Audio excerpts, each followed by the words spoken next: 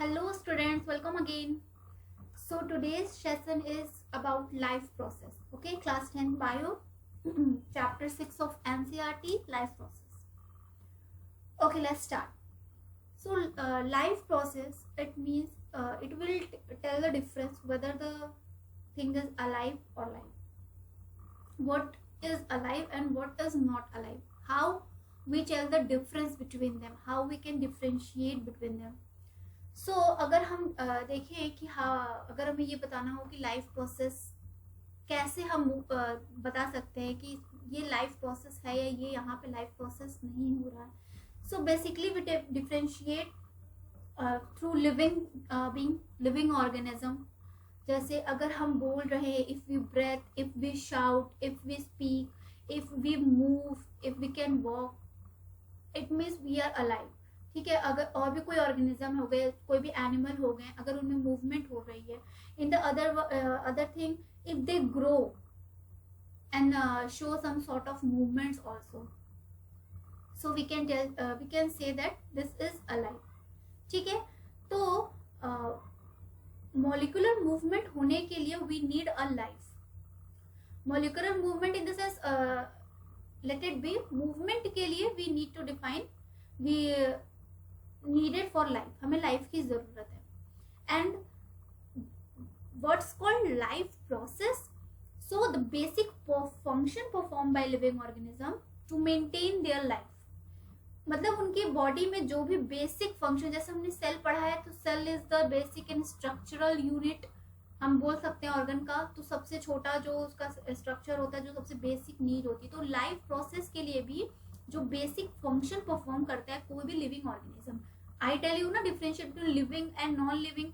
तो ये life process तो लिविंग में ही होगा, नॉन लिविंग का तो यहाँ सवाल नहीं पैदा होता ना. तो ये only study about living beings, living organism. So the basic function perform by any living organism to maintain their life, जो भी उनकी बॉडी में फंक्शन हो रहे हैं. एंड फॉर दैट हम इस अपने एनसीईआरटी के अकॉर्डिंग अगर पढ़ें, ठीक है, तो हम इसमें 4 चीजें पढ़ने वाले हैं. Nutrition,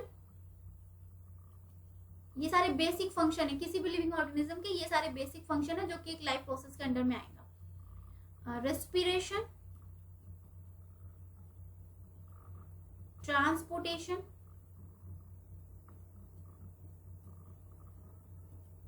and excretion. अगर ऊपर ऊपर से पढ़े हैं तो हमको पता है न्यूट्रिशन मीन्स जो फूड, हम जिस फूड से जो हम न्यूट्रिशन ले रहे हैं. रेस्पिरेशन मीन्स जो एनर्जी प्रोड्यूस्ड हो रही है, सेल जो रेस्पिरेशन कर रहा है ना, CO2 एक्सेल कर रहा है, O2 इनहेल कर रहा है. Transportation means blood circulatory system समझ लो उसको, ट्रांसपोर्ट होना. जो भी न्यूट्रिशन है, जो भी एनर्जी, वो एक जगह तो रहनी नहीं है, ऑल ओवर ट्रांसपोर्ट हमें करना है, तो वो ट्रांसपोर्टेशन में पढ़ेंगे. तो इसमें ट्रांसपोर्टेशन में आपको नाम से समझ आएगा कि इसमें आपको ब्लड के बारे में पढ़ना है, क्योंकि ब्लड ही है जो सर्कुलेट कर रही है बॉडी में. Excretion means spill out of waste material from our body. Now, undigested food are get out of our body. That's process excretion. तो अब न्यूट्रिशन पहला टॉपिक है, तो न्यूट्रिशन के बारे में थोड़ा सा देखते हैं. न्यूट्रिशन क्या है.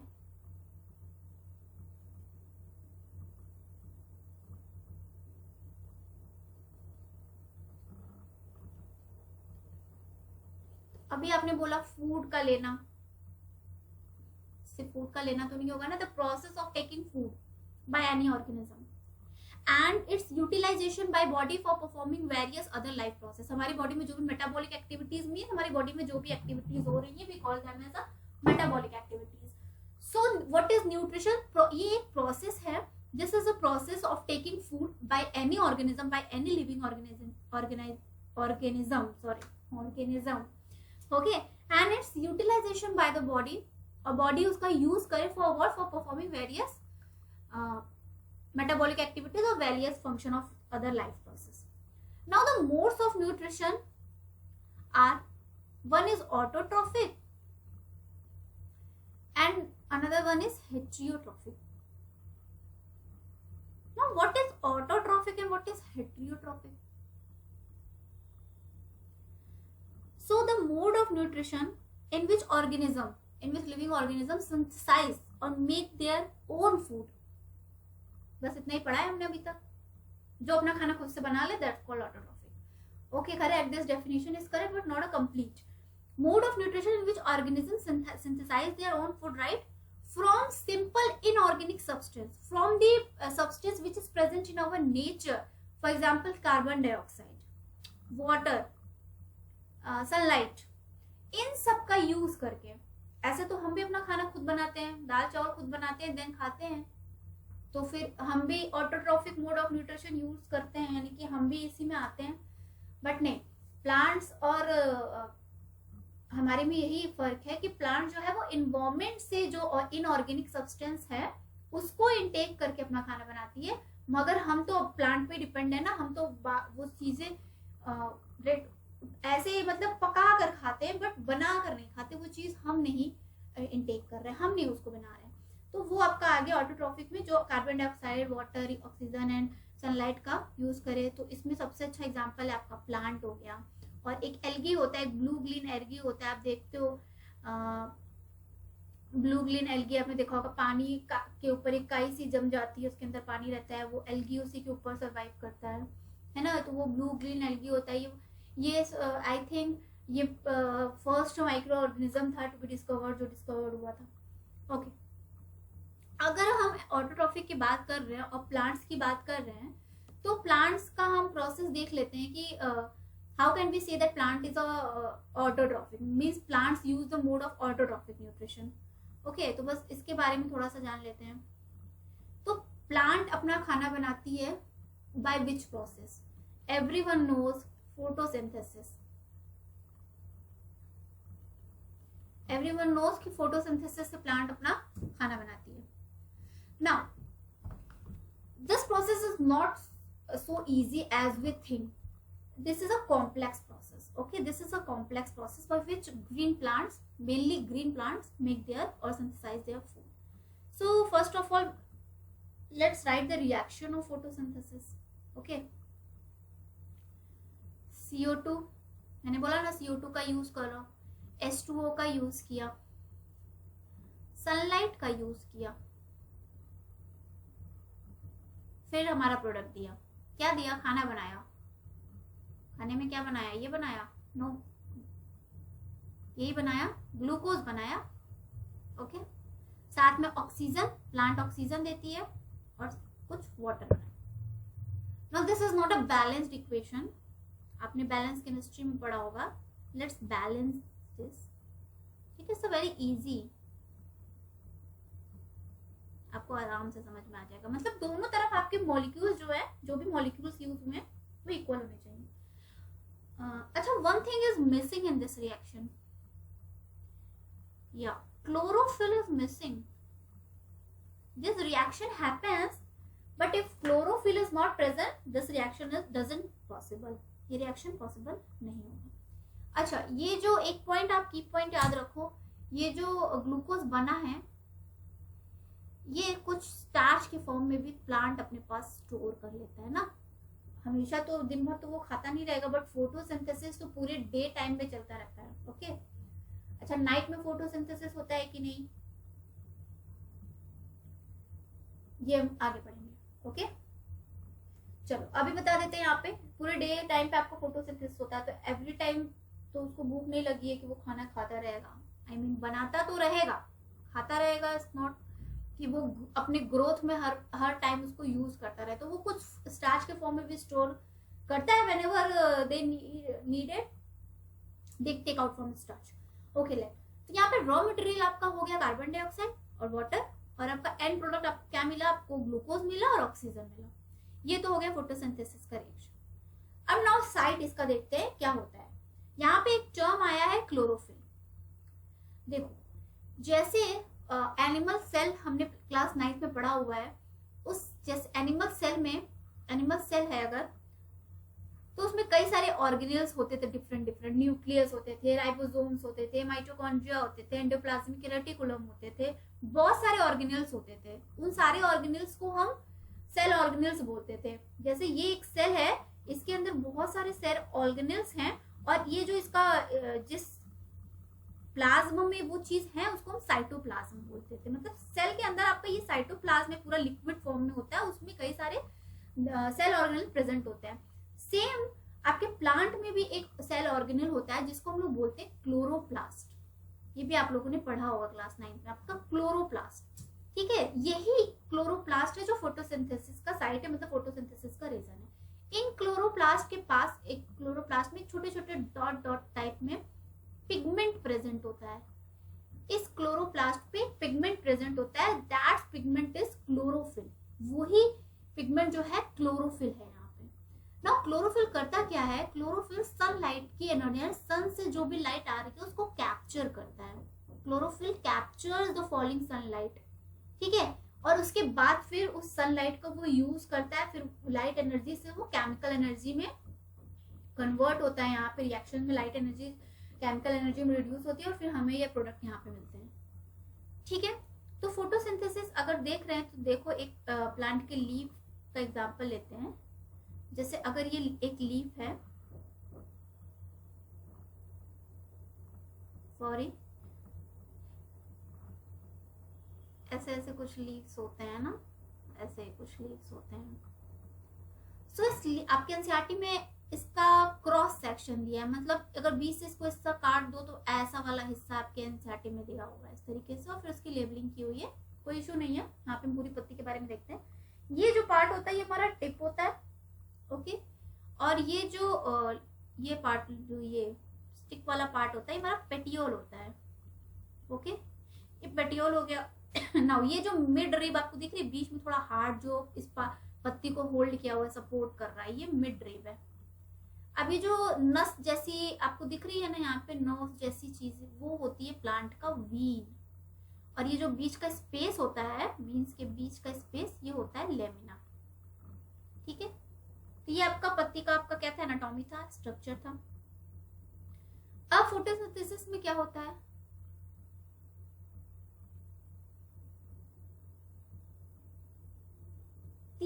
तीन तरीके के इसमें प्रोसेस होते हैं। एक हो गया आपका एब्जॉर्प्शन, क्या होता है वो भी बताते हैं। फिर आपका होता है कन्वर्जन एंड देन रिडक्शन। ठीक है, देखो एब्जॉर्प्शन में क्या होता है, ये क्लोरोफिल जो लाइट एनर्जी को क्या करता है, एब्जॉर्ब करता है। ठीक है, लाइट एनर्जी एब्जॉर्प्शन होता है किसका, of light energy by what, bye chlorophyll. पहले तो काम क्लोरोफिल यही करता है। कन्वर्जन क्या यहाँ पे होता है, यहाँ पे जो वाटर यूज हुआ था एज अ रॉ मटेरियल, यहाँ पे जो वाटर यूज हुआ था एज अ रॉ मटेरियल, ये जो लाइट एनर्जी यहाँ पे कन्वर्ट होती है केमिकल एनर्जी में। यहाँ पे केमिकल रिएक्शन हो रहा है तो केमिकल एनर्जी में ही कन्वर्ट होगी, और इसके जो वाटर मॉलिक्यूल्स थे वो स्प्लिट अप हो जाएंगे H2 और O2 में।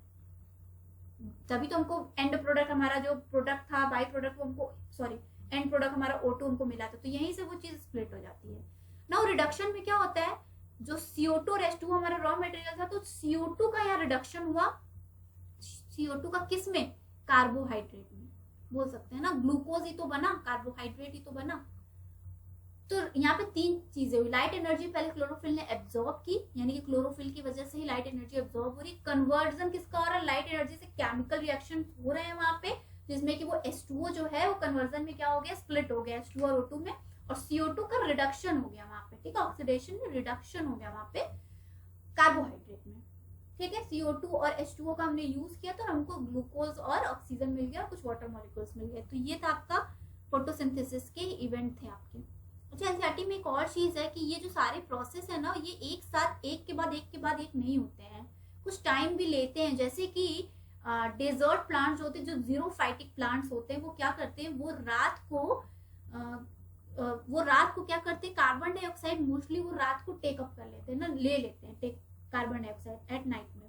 ठीक है, अब रात को फोटोसिंथेसिस तो नहीं हो सकता। क्यों नहीं हो सकता, सिंपल सा रीजन है ना, फोटोसिंथेसिस तो सनलाइट के प्रेजेंट में होना है ना, रात को कहाँ सनलाइट मिलने वाली कि वहां पे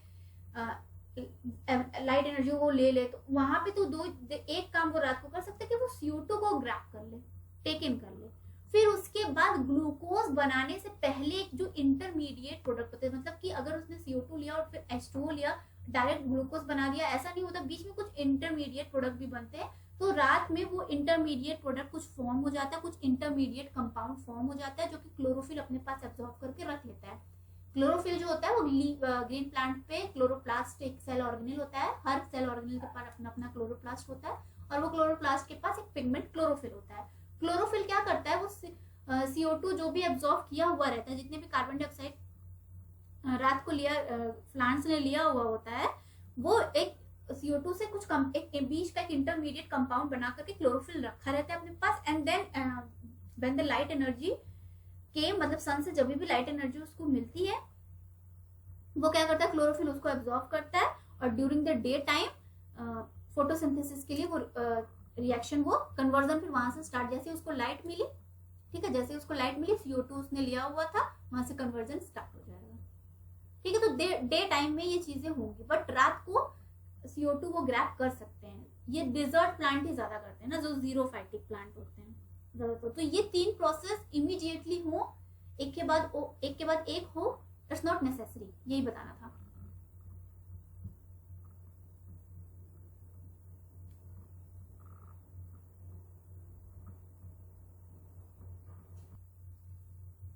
तो अब हम लोग पढ़ने वाले हैं हेटेरोट्रॉफिक न्यूट्रिशन। ऑटोट्रॉफिक में हमने पढ़ा कि जो अपना खाना खुद से बनाते हैं, ठीक है, एग्जांपल्स देख लिए प्लांट्स के, उसके कैसे बनता है, सिंथेसिस देख लिया। अब हेटेरोट्रॉफिक में आते हैं। Heterotrophic is that mode of nutrition in which an organism cannot synthesize their own food. Okay, वो अपना खाना खुद से नहीं बना सकते and depends on other organism for its food. अपने खाने के लिए वो दूसरे ऑर्गेनिज्म पे क्या रहते हैं, डिपेंड्स रहते हैं। ठीक है, हेटेरोट्रॉफिक एनिमल्स हो गए, जैसे लैंड्स हो गए, ठीक है, वो डियर पे डिपेंड होते हैं अपने खाने के लिए। हम भी हेटेरोट्रॉफिक में आते हैं, हम भी डिपेंड होते हैं। तो हेटेरोट्रॉफिक में कई सारी तरह की चीजें आती है, कई सारे इसके 3 टाइप्स के आपके इसमें ऑर्गेनिज्म आकर करेंगे।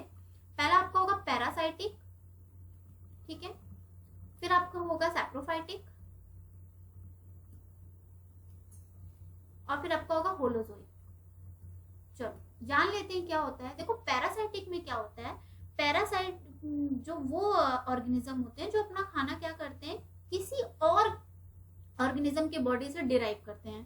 ठीक है, किसी और लिविंग ऑर्गेनिज्म की बॉडी से अपना खाना लेते हैं विदाउट किलिंग दैट ऑर्गेनिज्म, उस ऑर्गेनिज्म को मारे बिना।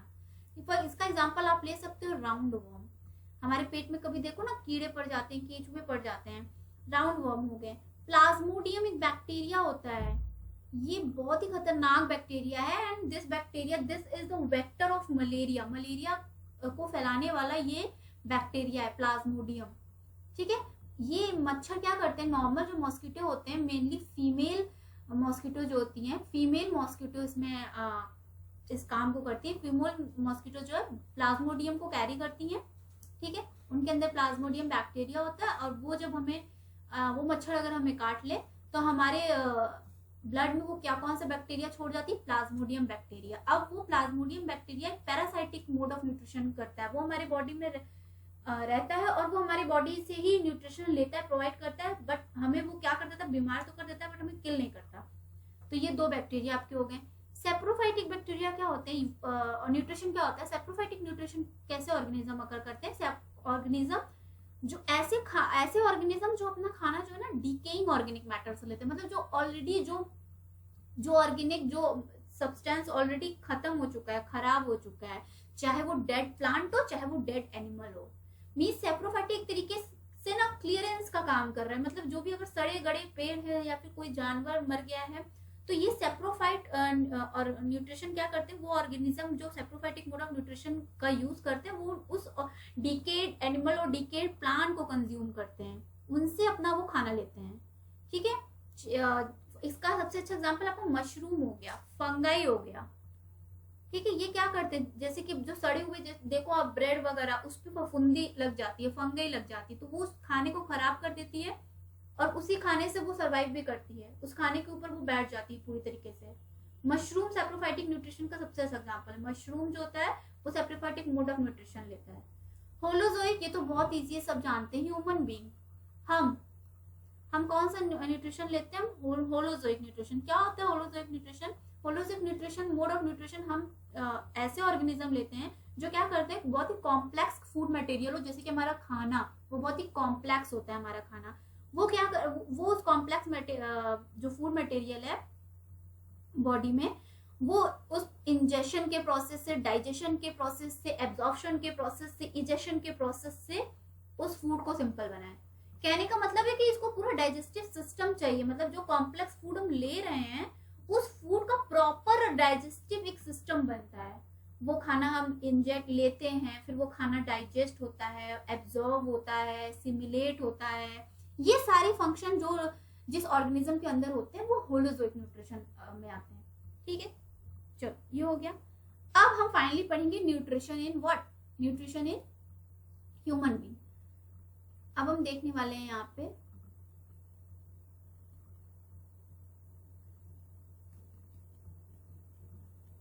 न्यूट्रिशन इन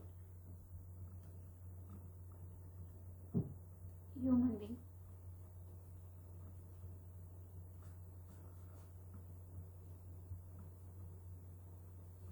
चलो अब देखो, ह्यूमन बीइंग में न्यूट्रिशन का जो प्रोसेस है is not as simple as in plant. Plant में जो फोटोसिंथेसिस में हमने न्यूट्रिशन देखा, हमारी बॉडी का इतना इजी नहीं होता है। ठीक है, और अमीबा में भी आप देखोगे, अमीबा का भी जो न्यूट्रिशन होता है वो भी अभी हम पढ़ेंगे, तो उतना सिंपल हमारा नहीं होता है। हमारा जो सिस्टम होता है वो थोड़ा कॉम्प्लेक्स सिस्टम होता है ना, जिसको हम बोलते हैं डाइजेस्टिव सिस्टम। तो इसमें इस न्यूट्रिशन में बेसिकली हम यही पढ़ने वाले हैं, डाइजेस्टिव सिस्टम के बारे में, क्योंकि यहीं से हमारा न्यूट्रिशन स्टार्ट होता है। अब डाइजेस्टिव सिस्टम पढ़ने से पहले मैं आपको दो टॉपिक के बारे में एक्चुअली बताना चाहूंगी, एनाबॉलिज्म एंड कैटाबॉलिज्म। देखो बहुत ही सिंपल है। Anabolism means addition. It means कि छोटे छोटे पार्टिकल्स जो है एडअप हो और प्लस कुछ एनर्जी लें। एडिशन है तो ऐड करने के लिए कुछ एनर्जी चाहिए ना उसको, और एक बड़ा सा कॉम्प्लेक्स मॉलिक्यूल बना दे। और जस्ट इसका रिवर्स कैटाबॉलिक होता है, ये एक कॉम्प्लेक्स मॉलिक्यूल को सिंपल मॉलिक्यूल में ब्रेक करे और प्लस कुछ एनर्जी भी रिलीज करे। अब आपने ये जानते हो ना कि एनर्जी जो है कंजर्व्ड क्वांटिटी है, ना तो क्रिएट होती है ना डिस्ट्रॉय होती है, बस कन्वर्ट होती है। तो यहाँ पे जो एनर्जी एब्जॉर्प्शन में मिला कैटाबॉलिज्म में, ये रिलीज हुआ, ये वापस से फिर से एनाबॉलिज्म में यूज हो जाएगा। तो ये प्रोसेस तो चलता रहेगा। तो ये दो टर्म आप याद रखेंगे। कैटाबॉलिक एक्टिविटी क्या होती है, एनाबॉलिक एक्टिविटी मतलब कि एडिशन, ठीक है, जिसमें मॉलिक्यूल्स का ऐड हो प्लस उसको कुछ एनर्जी भी चाहिए, just like in endothermic reactions. और कैटाबॉलिज्म में क्या होता है, यही कैटाबॉलिज्म हमारे डाइजेस्टिव वाले सारे जितने हम रेस्पिरेशन पढ़ेंगे हमारी सारे कैटाबॉलिक एक्टिविटी है, बिकॉज कि हमारे सारे कॉम्प्लेक्स चीजें इसमें क्या होने वाली है, सिंपल चीजों में ब्रेक होने वाली है और हमको एनर्जी भी साथ में मिलने वाली है। ओके, सो कैटाबॉलिज्म एक्टिविटी क्या हो गई, अगर हम पढ़ना वर्ड्स में अगर हम बोले, so it is a metabolic pathway, just like a metabolic pathway, metabolic activity होती है that break down molecules into big molecules into smaller units, okay, that are either oxidized or to release energy। ठीक है, उसका oxidation हो जाए, क्योंकि जब oxidation होता है तभी एनर्जी रिलीज होती है। ठीक है, फिर वो एनर्जी फिर वापस से किसी मेटाबॉलिक प्रोसेस में यूज हो जाए, वापस से वो एनाबॉलिज्म में वापस से उस एनर्जी का वो एनर्जी कंज्यूम हो जाए, क्योंकि डिस्ट्रॉय तो होगी नहीं एनर्जी। ठीक है, तो अब हम डाइजेस्टिव सिस्टम देखते हैं ह्यूमन बीइंग का।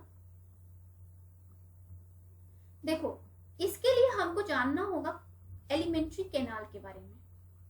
हमारा जो डाइजेशन है वो भी एक कैटाबॉलिक प्रोसेस है। ठीक है, इसमें एक एलिमेंट्री कैनाल होता है।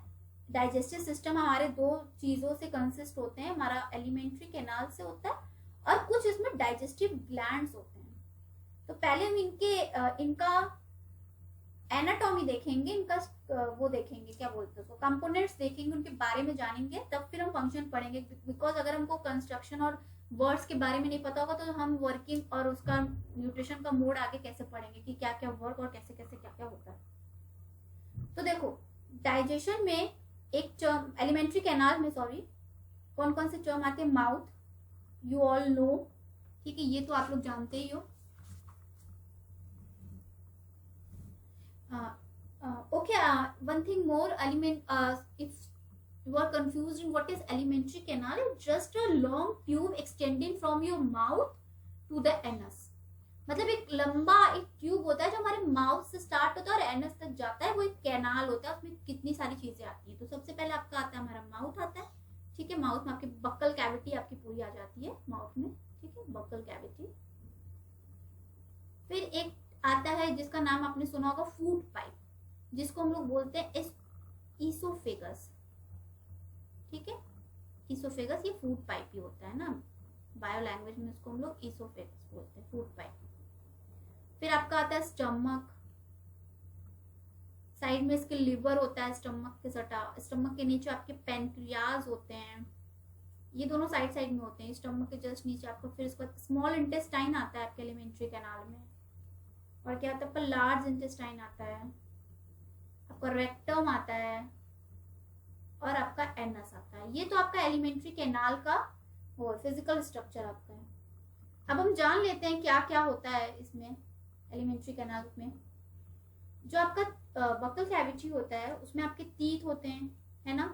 तो टीथ बेसिकली क्या होता है, एक हार्ड स्ट्रक्चर होता है हमारी बॉडी में, सबसे ज्यादा हार्ड हमारी बॉडी में टीथ होता है because of calcium carbonate and phosphate. तो टीथ होता है सबसे hard structure which are present in our upper and lower jaw ना, वो जो हमारे वो प्रेजेंट होते हैं। And what does teeth do, it's help in crushing of food, हाँ, grinding, cutting, chewing of food. उसके बाद बक्कल कैविटी में ही आता है आपका tongue, it's basically a taste bud. Tongue पे आपके टेस्ट बर्ड्स होते हैं जिससे हमें सॉर बिटर का टेस्ट का प्रेजेंस होता है। एक सेंसरी ऑर्गन होता है, ठीक है, एक सेंसरी ऑर्गन आपका होता है। और it also helps in mixing of food, ये फूड को मिक्स करने का काम करता है, ठीक है। ये हो गया आपका माउथ का। फिर एक टर्म आता है फेरिंग, फेरिंग्स एक टर्म आता है। ये एक फनल शेप्ड का स्ट्रक्चर होता है, फनल शेप का ये एक स्ट्रक्चर होता है। ये कहाँ होता है, ये आपकी बक्कल कैविटी, आपकी बक्कल कैविटी, बक्कल कैविटी आपकी यहाँ तक है, आपकी बक्कल कैविटी यहाँ पे जस्ट वो होता है, ठीक है, यहाँ पे आपका जस्ट होता है। अब क्या होता है, यहाँ से आपकी माउथ आपकी बक्कल कैविटी जैसे ही खत्म होती है, यहाँ से आपके दो पाइप जाती हैं, food pipe and wind pipe, दो पाइप आपकी होती हैं। तो जो फूड पाइप है वो तो ईसोफेगस है, और फिर विंड पाइप है। अब खाना जो है फूड पाइप में ही जाए, विंड पाइप में ना जाए, pharynx takes responsibility of that. यहाँ पे फेरिंक्स ही वो काम करता है, ठीक है। ये ईसोफेगस फूड पाइप को और जो विंड पाइप होती है जिसको ट्रैकिया बोलते हैं, उन दोनों को लिंक करके यहाँ पे रखता है, और फेरिंक्स के ये टेक केयर करता है, मेक श्योर करता है कि खाना जो हमारे फूड पाइप में जाए। तो ये फेरिंक्स हो गया। उसके बाद ईसोफेगस आता है, नेक्स्ट हमारा था ईसोफेगस, तो बता दिया। ईसोफेगस तो बस कैरियर है कि खाना आपके माउथ से ये कहाँ लेकर जाता है, माउथ से स्टमक में आपके ये कैरियर ये खाना ले जाता है। ईसोफेगस एक ट्यूब ये भी होता है, थिन मस्कुलर ट्यूब होता है, ठीक है। ये मस्कुलर, इसमें बोन्स नहीं होती, ये मस्कुलर ट्यूब होता है। ये फेरिंक्स से यहाँ पे कनेक्ट होता है, ये माउथ से खाना आपके स्टमक में ले जाता है। अब खाना कहाँ पहुंच गया, खाना पर पहुंच गया स्टमक में, खाना आपका पहुंच गया स्टमक में। अब stomach is just like a pouch, एक थैले की तरह ये बिहेव करता है। ये एलिमेंट्री कैनाल का पार्ट है और ये जे शेप्ड में होता है, ठीक है। ये जे शेप में आपका स्टमक होता है, कुछ ऐसा स्ट्रक्चर स्टमक का होता है, ठीक है। और ये आपका ईसोफेगस हो गया, यहीं से ये आपका माउथ हो गया, माउथ से आपके स्टमक तक लाने का काम ईसोफेगस करता है। स्टमक आपका एक जे शेप स्ट्रक्चर हो गया, ठीक है। यही खाना आपका आके स्टोर होता है, ये भी एक मस्कुलर वॉल होती है। अब ये स्टमक में कुछ डाइजेस्टिव जूसेस सिक्रीट होती हैं, ये हम ग्लैंड्स में पढ़ेंगे कि कौन, जब हम वर्किंग पढ़ेंगे तब हम पढ़ेंगे कि इसमें कौन से जूस सिक्रीट होती है स्टमक में। स्टमक के बाद बारी आती है आपकी स्मॉल इंटेस्टाइन की। देखो इसका नाम तो है स्मॉल इंटेस्टाइन, इसका नाम तो है small intestine, but this is the longest part of the alimentary canal. अब कहोगे कैसे, longest part of alimentary canal. देखो इसका पाइप तो ये बहुत ही पतली होती है ना, एकदम पतली, इसका डायमीटर तो बहुत ही कम होता है, बट ये लॉन्गेस्ट सबसे लंबी, क्योंकि ये बिल्कुल इस तरीके से आपके स्मॉल इंटेस्टाइन में बिल्कुल ऐसा स्ट्रक्चर बनाते हुए बिल्कुल सिकुड़ के बैठी हुई होती है, ठीक है। बिल्कुल इसका एकदम कॉम्पैक्ट सा कंजेस्टेड सा स्ट्रक्चर होता है, और ये बहुत पतली सी ट्यूब होती है, लेकिन इतने राउंड में होती है ना कि हमको समझ नहीं आता देखने में, वो शॉर्ट लगता है, बट वो उसका लॉन्गेस्ट पार्ट है एलिमेंट्री कैनाल का। कॉइल्ड स्ट्रक्चर इसके अंदर होता है। यहाँ पे एक चीज याद रखना, जो हर्बीवोर्स होते हैं, जितने भी हर्बीवोर्स होंगे उनके स्मॉल इंटेस्टाइन बहुत ही लार्ज होंगे, लॉन्गर होंगे, बहुत ही लंबे। हम लोग के कंपैरिजन में उनके स्मॉल इंटेस्टाइन क्या होंगे, बहुत ही लंबे होंगे। क्यों लंबे होंगे? क्योंकि देखो हर्बीवोर्स जो होते हैं ना वो बेसिकली प्लांट्स एंड ग्रास खाते हैं, और प्लांट्स और ग्रास में आपका सेलुलोज होता है। अब सेलुलोज को डाइजेस्ट करना ना is a very difficult, cellulose को डाइजेस्ट करना बहुत ही डिफिकल्ट होता है in comparison to meat. Carnivores का स्मॉल इंटेस्टाइन नॉर्मल होगा, लेकिन जो हर्बीवोर्स हैं उनका स्मॉल इंटेस्टाइन डिपेंड करेगा, उनका थोड़ा स्मॉल इंटेस्टाइन थोड़ा बहुत लॉन्ग होगा उनसे, ठीक है, क्योंकि उनको सेलुलोज को डाइजेस्ट करना है। चलो अच्छा, ये जो आपका ऐसे ऐसे ट्यूब आपका दिख रहा है ना, इस तरीके से ट्यूब, ये ट्यूब बिल्कुल बस ऐसा सिंपल से नहीं होती, ये इस तरीके से होते, जैसे मान लो ये ट्यूब है, ये ट्यूब है, ये बिल्कुल इस तरीके से होंगे, मतलब इसमें ना एक स्मॉल फिंगर लाइक स्ट्रक्चर में ये ट्यूब होते हैं, जिसको हम लोग बोलते हैं विलाई, जिसको हम लोग विलाई बोलते हैं। स्मॉल बहुत ही छोटे छोटे फिंगर लाइक स्ट्रक्चर इसमें प्रेजेंट होते हैं, यही आपका मेन साइट है डाइजेशन का, ठीक है। स्मॉल इंटेस्टाइन ही आपका मेन साइट है डाइजेशन का, यहीं पे आपका डाइजेशन आके कंप्लीट होता है, लेकिन अभी कंप्लीट पूरा नहीं हुआ क्योंकि अभी इसमें बहुत सारे सिक्रेशन बाकी हैं, तो लेकिन प्रॉपर डाइजेशन आपका स्मॉल इंटेस्टाइन में कंप्लीट होता है। अब ये जो विलाई है, जैसे ये ट्यूब है, इसमें फिंगर लाइक स्ट्रक्चर इसके सरफेस पे प्रेजेंट होते हैं, इस ट्यूब के सरफेस पे, ये काम क्या करते हैं, ये एब्जॉर्प्शन को बढ़ा देते हैं। क्यों? क्योंकि सरफेस एरिया बढ़ जाता है। अब एक पतली सी ऐसे ट्यूब हो या फिर ऐसे ऐसे वाली ट्यूब हो, सरफेस एरिया किसका ज्यादा होगा? जिसमें ये स्ट्रक्चर ऐसा हो, इसका सरफेस एरिया आपको ज्यादा, ये ट्यूब मोटी हो गई थोड़ी, तो ये सरफेस एरिया को बढ़ा देता है ताकि यहाँ पे फूड का एब्जॉर्प्शन अच्छे से हो सके। सरफेस ज्यादा सरफेस एरिया वो प्रोवाइड करता है ताकि फूड का एब्जॉर्प्शन अच्छे से हो सके। अब बारी आती है लार्ज इंटेस्टाइन की।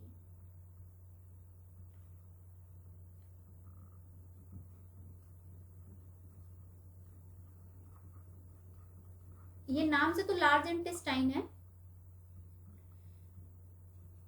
लेकिन इसमें क्या होता है, ये स्मॉल इंटेस्टाइन से छोटा होता है, लेकिन इसकी जो डायमीटर होती है ना ये बड़ी होती है, मतलब ये वाइडर होता है। स्मॉल इंटेस्टाइन हमारा लॉन्गर था, लंबाई ज्यादा थी, उसका रेडियस कम था, और लार्ज इंटेस्टाइन हमारा वाइडर होता है, ठीक है।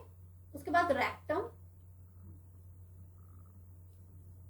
ये आपका जो भी फिकल मैटर होता है, जो भी आपका अनडाइजेस्टेड फूड होता है, वो इसको स्टोर करता है, and when we need to go washroom, ये में रेक्टम ऑर्गन की वजह से ही फील होता है, ठीक है। तो ये लास्ट चैम्बर है, and last part is our anus, ये हमारा एंड पॉइंट है एलिमेंट्री कैनाल का, ठीक है। And it helps in the exist of the undigested food, जितने भी अनडाइजेस्ट फूड है वो यहीं से एग्जिट हो जाते हैं थ्रू एनल स्फिंक्टर, किसके थ्रू?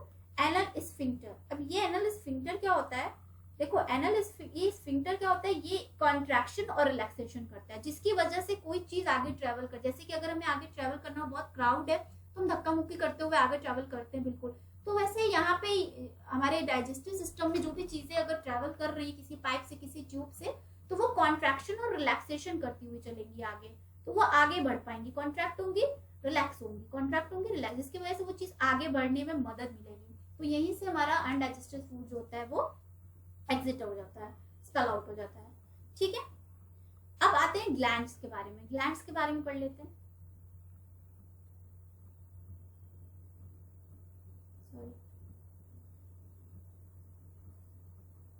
डाइजेस्टिव ग्लैंड से है, देखो पहला होता है आपका salivary gland. Salivary gland, salivary gland कहाँ होता है? आपके माउथ में होता है, जो आपके माउथ में सलाइवा होता है, जो माउथ में लार आपके होता है, ठीक है, सलाइवा जो आपका होता है उसमें सैलिवरी ग्लैंड पाया जाता है। ये कौन सा, देखो कोई भी व्हाट इज ग्लैंड, अगर आपसे कोई ग्लैंड पूछे तो gland is just a specialised tissue, एक स्पेशल टिश्यू होता है विच सीक्रेट आइदर एंजाइम्स और हार्मोन्स और अदर थिंग। ग्लैंड जो होते हैं एक्सोक्राइन, एंडोक्राइन, ग्लैंड्स होते हैं कई तरीके, एक्सोक्राइन जो बाहर के ग्लैंड, एंडोक्राइन जो अंदर के ग्लैंड हो, वो आप डिटेल में नेक्स्ट हायर लेवल पे पढ़ोगे। तो ये ग्लैंड का काम क्या होता है, ये जस्ट एक तरीके का टिश्यू, हमारी बॉडी पूरी सेल टिश्यू ऑर्गन ऐसे बनी हुई, तो वो टिश्यू होते हैं ग्लैंड, जो कि या तो एंजाइम सिक्रीट करते हैं, हार्मोन सिक्रीट करते हैं। तो ये जो सैलिवरी ग्लैंड है, जो माउथ में प्रेजेंट होता है, जो आपकी लार में प्रेजेंट होता है, वो ग्लैंड वो आपका सैलिवरी एमाइलेज सिक्रीट करता है। पहले आप यहाँ पे जान लो कि कौन कौन से एंजाइम्स वो सिक्रीट करता है, तब हम वर्किंग पढ़ेंगे। सैलिवरी एमाइलेज सिक्रीट करता है। एक हमारा होता है गैस्ट्रिक, ये पहला था। एक हमारा होता है गैस्ट्रिक ग्लैंड, ठीक है। गैस्ट्रिक ग्लैंड आपका कहाँ होगा, स्टमक में। गैस्ट्रिक ग्लैंड, अभी हम डाइजेस्टिव जूसेस पढ़ा था ना कि स्टमक में डाइजेस्टिव जूसेस निकलती है, वो इसी गैस्ट्रिक ग्लैंड से डाइजेस्टिव जूसेस निकलती है। कौन कौन सी, HCL, pepsin and mucus. we will study about this digestive juices। हम डाइजेस्टिव जूसेस को स्टडी अभी करेंगे इन डिटेल। उसके बाद एक ग्लैंड होता है liver. This is the largest gland of our body, ठीक है, याद रखिएगा, ये लार्जेस्ट सबसे बड़ा ग्लैंड होता है हमारी बॉडी का। ये बाइल जूस सिक्रीट करता है, जिसको हम लोग पित्त रस बोलते हैं, ठीक है, ये बाइल जूस सिक्रीट करता है। फिर हमारी आती थी स्मॉल इंटेस्टाइन, वो इंटेस्टाइनल ग्लैंड होती है, उसमें इंटेस्टाइनल आपका ग्लैंड प्रेजेंट होता है, जो कई तरीके के ना, वो बहुत सारी तरीके के जूस सिक्रेट करते, तो हम पर्टिकुलर नाम अभी नहीं पढ़ने वाले हैं, तो हम इसको इंटेस्टाइनल जूसेस बोल देते हैं। इंटेस्टाइनल ग्लैंड कहाँ होती है, हमारे स्मॉल इंटेस्टाइन में होती है। क्या रिलीज करती है, इंटेस्टाइनल जूसेस रिलीज करती है, कई सारे जूसेस होती हैं। और लास्ट हमारी होती है पेनक्रियाज। पेनक्रियाज जो होती है, वो पेनक्रियाटिक जूस क्या करती है, सिक्रेट करती है। पेनक्रियाटिक जूस कौन कौन से होते हैं, एक पेनक्रियाज एमाइलेज होता है, जैसे सैलिवरी एमाइलेज पढ़ा हमने, उसी तरह ये पेनक्रियाटिक एमाइलेज सिक्रेट करती है, ठीक है। पेनक्रियाटिक एमाइलेज सिक्रेट करती है। एंड चलो पेनक्रियाटिक क्या हुआ, पेनक्रियाटिक एमाइलेज हो गया, और एक ट्रिप्सिन और लिपेज, ये तीन पेनक्रियाटिक जूस ये क्या करती है, सिक्रेट करती है। तो ये हमारे ग्लैंड्स हो गए। हम ग्लैंड्स के बारे में जान गए। सैलिवरी ग्लैंड हमारे माउथ में होता है, सलाइवा जो सैलिवरी एमाइलेज एंजाइम सिक्रेट करता है। गैस्ट्रिक ग्लैंड हमारे स्टमक में होता है, जो एचसीएल, पेप्सिन, म्यूकस रिलीज करता है, सिक्रेट करता है। लिवर ग्लैंड जो हमारा सबसे बड़ा ग्लैंड है पूरी बॉडी का, bile juice secrete करता है। intestinal gland present in our small intestine and it release many type of juices called as intestinal juices, and pancreas release pancreatic juice like pancreatic amylase, trypsin and lipase। Okay, तो अब हमारा बच्चा क्या बचा, हमने alimentary canal का structure भी देख लिया, फिर वो कौन कौन से ग्लैंड्स हैं वो भी देख लिए। अब हमें पढ़ना है न्यूट्रिशन का प्रोसेस पढ़ना है, कि डाइजेशन का प्रोसेस पढ़ना है। How does digestion works in our body, ठीक है, तो वो नेक्स्ट सेशन में देखने वाले हैं। चलो, थैंक यू सो मच।